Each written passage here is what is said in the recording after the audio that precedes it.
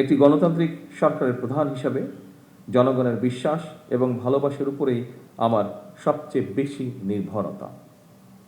সুতরাং নিরাপত্তার ঘেরাটোপে যাতে সরকার প্রধানকে জনগণ থেকে দূরে ঠেলে না দেওয়া হয়, এই সফিস্টিকেটেড বাহিনীর হিসাবে সেদিকেও বিশেষভাবে লক্ষ্য রাখার জন্য আমি আপনাদের প্রতি বিশেষভাবে আহ্বান জানাই।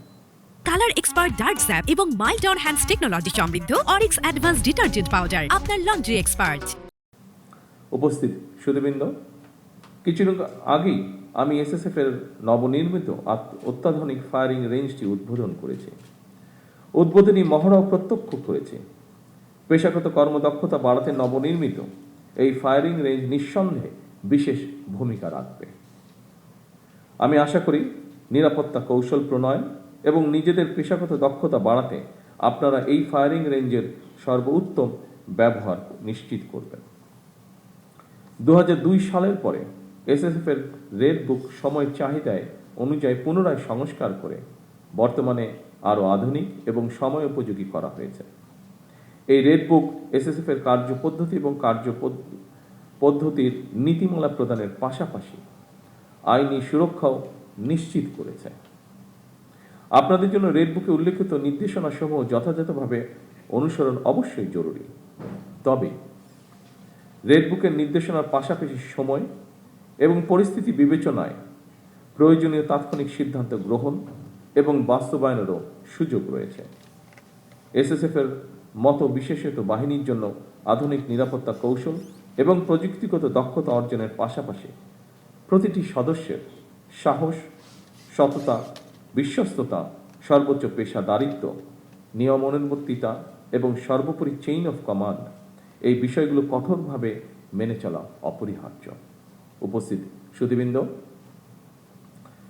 রাষ্ট্রপ্রধান, সরকার প্রধান এবং দেশে বিদেশে রাষ্ট্র ঘোষিত বিশেষ গুরুত্বপূর্ণ ব্যক্তিদের নিরাপত্তা নিশ্চিত করার সঙ্গে দেশের জাতীয় নিরাপত্তার বিষয়টিও জড়িত। সুতরাং নিরাপত্তা ব্যবস্থা সুদৃঢ় করতে দেশের অন্য সকল নিরাপত্তা আইন শৃঙ্খলা বাহিনী, গোয়েন্দা সংস্থা এবং বিভিন্ন মন্ত্রণালয় সমন্বয়ের মাধ্যমে এসএসএফকে নিরাপত্তা কৌশল নিশ্চিত করতে হয়। আমি মনে করি সমন্বয় যত বেশি দক্ষতার সঙ্গে করা যায়, নিরাপত্তা ব্যবস্থাও তত বেশি সুচারুরূপে সম্পন্ন করা সম্ভব হয়। দেশের সেনা, নৌ বিমান, পুলিশ এবং আনসার বাহিনীর মধ্য থেকে দক্ষ কর্মকর্তাদের বাছাই করে এসএসএফ গঠন করা হয়। এরপর আপনাদেরকে গুরুত্বপূর্ণ ব্যক্তিদের নিরাপত্তার জন্য আপনাদেরকে দেশে এবং বিদেশে উন্নত মানের প্রশিক্ষণ গ্রহণ করতে হয়।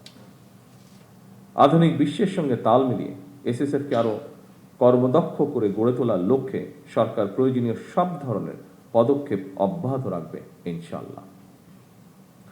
উপস্থিত সুধীবৃন্দ, আরও একটি বিষয়ের উপরে আপনাদের দৃষ্টি আমি আকর্ষণ করতে চাই। অবশ্যই আপনারা গুরুত্বপূর্ণ ব্যক্তিদের নিরাপত্তাকে সর্বোচ্চ প্রাধান্য দেবেন। তবে দায়িত্ব পালন করতে গিয়ে জনগণ যাতে কোনো রকম রূঢ় ব্যবহারের শিকার না হন, সেদিকেও আপনাদেরকে বিশেষভাবে নজর রাখার জন্য আমি আহ্বান করব। আপনারা দেশের সর্বোচ্চ পেশাদারিত্বের সঙ্গে দায়িত্ব পালন অব্যাহত রাখবেন।